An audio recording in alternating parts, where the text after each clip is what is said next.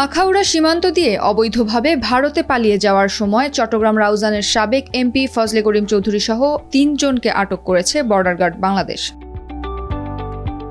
বিজিবির এক বার্তায় জানানো হয়, বৃহস্পতিবার সকাল 6:30টার দিকে আখাউড়া সীমান্তের আবদুল্লাপুর দিয়ে অবৈধভাবে সীমান্ত অতিক্রম করে ভারতে যাওয়ার চেষ্টা করছিলেন সাবেক এই এমপি। এ সময় বিজিবির সরাইল ব্যাটালিয়নের ফকিরমোড়া বিওপির টহল দল তাকে আটক করে।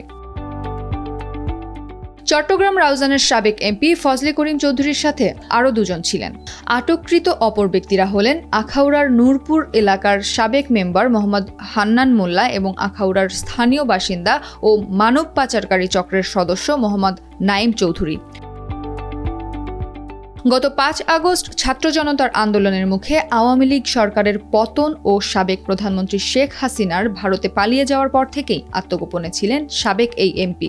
ফজলে করিম চৌধুরীর বিরুদ্ধে চট্টগ্রাম নগর ও জেলার বিভিন্ন থানায় বৈষম্য বিরোধী ছাত্র আন্দোলনে শিক্ষার্থী হত্যা, ছাত্রদল নেতা নুরুল আলম হত্যা সহ 10টি মামলা রয়েছে। আওয়ামী লীগ সরকার ক্ষমতাচ্যুত হওয়ার পর তার বিরুদ্ধে মামলা হয়।